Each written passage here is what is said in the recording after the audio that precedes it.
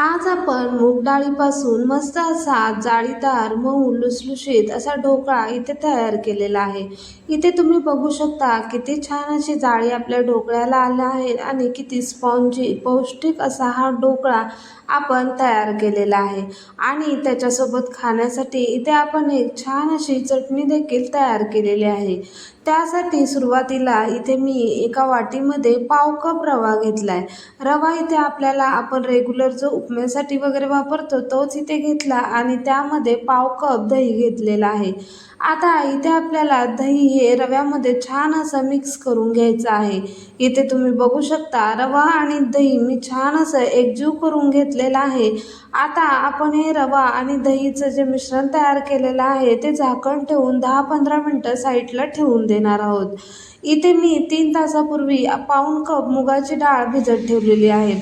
इथे तुम्ही बघू शकता आपली ही मूग डाळ देखील छान अशी भिजलेली आहे. ती आता इथे मी एका चाळणीवर काढून घेणार आहे. यातील सर्व पाणी आपल्याला काढून घ्यायचं आहे. इथे आपल्याला ही डाळ वाटून घ्यायची, पण अगदी कमीत कमी पाण्याचा वापर करून आपण ही मूग डाळ वाटून घेणार आहोत. इथे मी मिक्सरच्या भांड्यामध्ये मूग डाळ काढून घेतली आणि अगदी 2-3 चमचेच पाणी टाकून ही मूग डाळ मी छान अशी वाटून घेतलेली आहे. इथे तुम्ही बघू शकता इथे छान मूग डाळ वाटून घेतलेली आहे. आता ही मूग डाळ आपण 2-3 मिनटं छान अशी या पद्धतीने फेटून घेणार आहोत. त्यामुळं काय होतं आपला जो ढोकळा आहे तो छान हलका असा तयार होतो. आपण रवा आणि दहीचं जे मिश्रण तयार केलेलं होतं ते देखील आता आपण यामध्ये टाकून घेणार आहोत. आता हे रवा, दही आणि मूग डाळ हेचं वाटलेले मिश्रण हे सर्व छान एकजीव करून घ्यायचं आहे. इथे तुम्ही बघू शकता की हे सर्व मिश्रण मी छान एकजीव करून घेतलेलं आहे. आता आपल्याला हे मिश्रण देखील छान 2-3 मिनटं मस्त असं फेटून घ्यायचं, जेणेकरून आपला ढोकळा जो आहे तो छान हलका मऊ स्पॉन्जी असा तयार होतो. इथे तुम्ही बघू शकता की हे मिश्रण किती छान असं तयार झालेलं आहे. इथे या पद्धतीने छान 2-3 मिनटं मी मस्त असे हे मिश्रण फेटून घेतलेलं आहे. आता आपण यामध्ये बारीक चिरलेली कोथिंबीर टाकली, 1 चमचा इथे मी जिरं घेतलेलं आहे. आता यामध्ये आपण 2 चमचे इतकं खाण्याचं तेल यामध्ये टाकणार आहोत. तेल टाकल्यामुळे आपला जो ढोकळा आहे तो कशात अडकल्यासारखा होत नाही आणि छान असा तयार होतो. यामध्ये चवीप्रमाणे मीठ टाकून घ्यायचं आणि हे सर्व जिन्नस छान एकजीव करून घ्यायचे. आता तुम्ही बघू शकता की हे सर्व असं छान मिश्रण आपलं तयार झालेलं आहे. आता इथे मी एक इनोचं पॅकेट यामध्ये टाकलं आणि त्यावर चमचाभर पाणी टाकलं आणि छान असं फेटून घेतलं. हे इनो टाकण्यापूर्वी मी एक गॅसवर एका कढईमध्ये पाणी गरम करण्यासाठी ठेवलेलं आणि ताटाला तेल देखील लावून ठेवलेलं होतं. आता या ताटामध्ये हे सर्व जे मिश्रण आहे ते मी ओतून घेतलेलं आहे. आता इथे आपलं जे मिश्रण आहे ते छान असं मी ताटात ओतून घेतलं.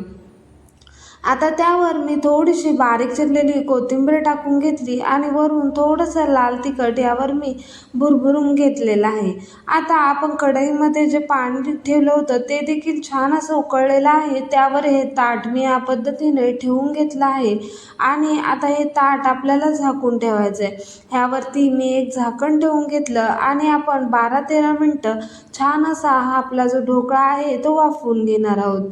तोपर्यंत आपण एक चटणी बनवणार आहोत. त्यासाठी इथे मी 3 चमचे फुटाणे डाळ घेतली आणि 3 चमचे इथे मी डेसिकेटेड कोकोनट, यामध्ये आलं, 1 हिरवी मिरची, थोडीशी कोथिंबीर घेतलेली आहे, 1 चमचा दही, चवीप्रमाणे मीठ टाकायचं आणि गरजेप्रमाणे पाणी टाकून इथे छान अशी आपण एक चटणी वाटून घेतलेली आहे. इथे तुम्ही बघू शकता की मस्त अशी आपली ही हिरवी चटणी देखील तयार झालेली आहे. आपला जो ढोकळा आहे तो 12-13 मिनिटांनंतर आपण इथे चेक करून बघायचा आहे. इथे या पद्धतीने सुरी घालून बघायचं. जर सुरीला मिश्रण अजिबात चिकटलं नाही याचा अर्थ आपला जो ढोकळा आहे तो छान असा शिजलेला आहे. आता हा ढोकळा आपण सुरीने कट करून घेणार आहोत. इथे तुम्ही बघू शकता की थंड झाल्यानंतर आपण हा ढोकळा सुरीने या पद्धतीने हव्या त्या आकारामध्ये आपण कट करून घेऊ शकतो.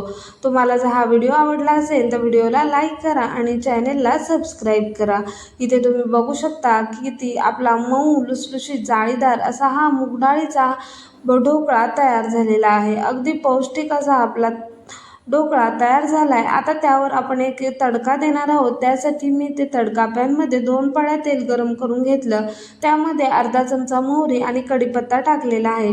आता ही जी फोडणी आहे ती आपण या मूग डाळीवर टाकणार आहोत आणि थोडीशी या चटणीवर देखील टाकणार आहोत. मी या पद्धतीने आपल्या ढोकळ्यावरती हा चटणी तडका आहे तो या पद्धतीने टाकून घेतलेला आहे आणि चटणी ते वर देखील टाकून घेतलेला आहे. अशा पद्धतीने असा मस्त असा आपला हा जो ढोकळा आणि चटणी छान अशी तयार झालेली आहे. इथे मस्त जाळीदार आपला हा ढोकळा तयार झालेला